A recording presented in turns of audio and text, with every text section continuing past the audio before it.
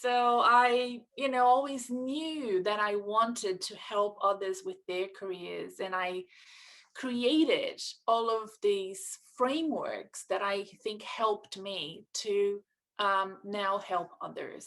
And that's where I am today. The fact that I still can relate to a lot of the things that my clients go through in their careers means that I kind of, I wear all of the scars and the badges and all of the issues that they are now facing, and I can relate and emphasize and be quite compassionate. I've always been recognized as somebody who works well with others and who manages down really well. If I look back in the culture I was brought in, that's the sort of leadership style that resonates well in Brazil, managing your people, because in Brazil there is no safety net, there's no central link, there's no welfare system. So the managers have this massive responsibility of taking care of their employees, of being somebody who really is there for them. To lay off people in Brazil is criminal. You try really hard never to do that, because you really care for your people, and you want to provide professional development and ways for them to overcome any issues that they're having with their performance, so that you don't have to fire anybody. And ideally, you don't want to do that. People that have identified as CALD, and I think that there are some trends that happen there that are different from trends happening with other groups of clients that I have. The first one that I was going to identify is this overthinking. When we are from a minority, we're overanalyzing everything.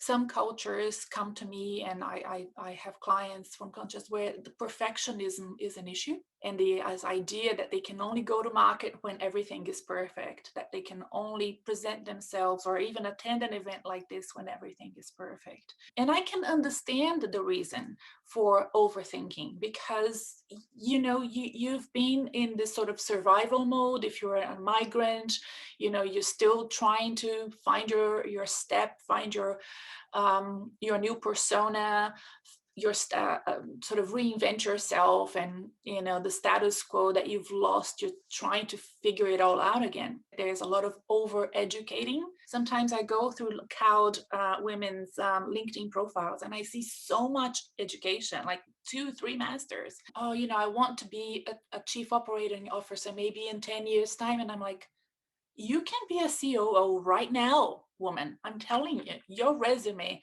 is blue chip, it's ready. It's about you changing your narrative, you positioning yourself with the executive presence, and you presenting yourself for the opportunities. So that slow career progression is a problem with women of color. They are usually more underpaid. They cope for longer because they feel like, oh, they've helped me when I was not a resident. They helped me, but they treat you badly. There's a lot of self-doubt and self-sabotage, I find. So I would love for women to see the value of getting somebody like me or a mentor or somebody else that can really help them speed up and overcome those bumps in that mindset. It's a bit of mindset, narrative, and the structures. Now, the structures are there and they're real. Not going to say they're not. Some coaches, and my culture included, we tend to think that only people that are more senior than us can help us and can advocate for us. That is not true. The best opportunities for you to build those connections is when they're the least transactional, right? So when you're not really keen on anything else, but just get to know that person. I have clients that have never done any networking and now really want to leave their jobs. And my advice to them is, you have a job, then try not to leave for the next 6 months, 12 months, until you get your feet wet on what it actually means to go out and talk to somebody without having any transactional interest out of that. For some reason, we've decided that it's not okay to talk about our diversity, in the workplace, that we don't want to use that as one of our strengths when we're interviewed. We don't want to bring that up because we don't think it's the right thing to do. You have to. People want that. And they actually want that only in theory sometimes, because they actually don't know what that means. But you have the solution. You know what it means. You know what it can add, what value it can add for the company. You know that it can help the company. So finding that narrative and that comfort about talking about your diversity, about talking about your international experience.